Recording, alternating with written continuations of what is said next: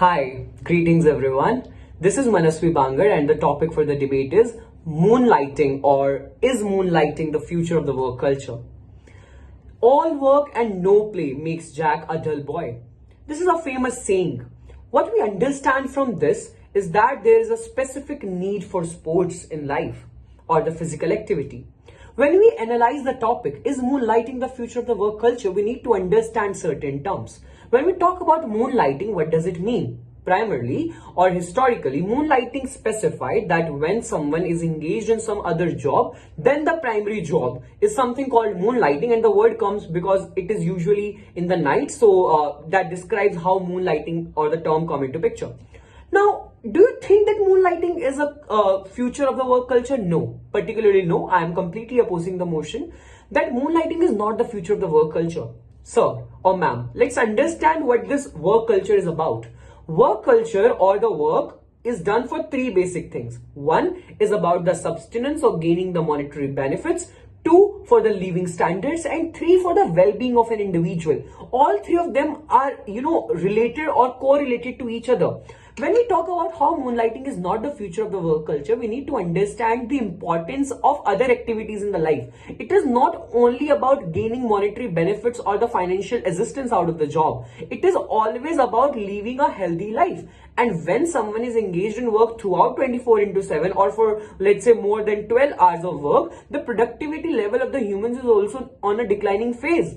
If we go by a study conducted by the Cambridge University, which state that the attention time period or a human body which is capable of doing work is just 8 to 9 hours. So that particular time frame is somewhat when the person is involved in a primary job. But when we say that moonlighting or the culture of moonlighting is seen as a future, no, it's completely not acceptable. Why so? One, the argument about a healthy lifestyle.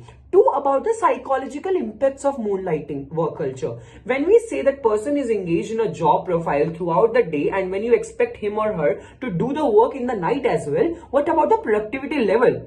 If the firms or the companies having 3 shifts in a day, there are usually 3 shifts in multinational companies, which runs from morning to afternoon and afternoon to night. Basically, let's say from 6 a.m. to 2 p.m., then from 2 p.m. to 9 p.m. and 9 p.m. to 6 p.m. So they also know that 8 to 9 hours of work is enough for an individual to perform. So moonlighting is definitely not the future of the work culture. When we see in the context of India, we see many things arising in India, which is seen as a developing country, which is on a phase of development. In countries like India, if we promote moonlight culture, it is going to have psychological and sociological impact on the economy of the country as well. When we see that moonlighting is not something which came into a picture very suddenly or very recently, no. Moonlighting has been in, some jobs, for example, in the profession of health, doctors, nurses, or the medical staff. Teachers perform their duties in school, do some of the domestic work, and they set question papers in the night or check the answer copies in night. So some of the jobs do have moonlighting culture in itself.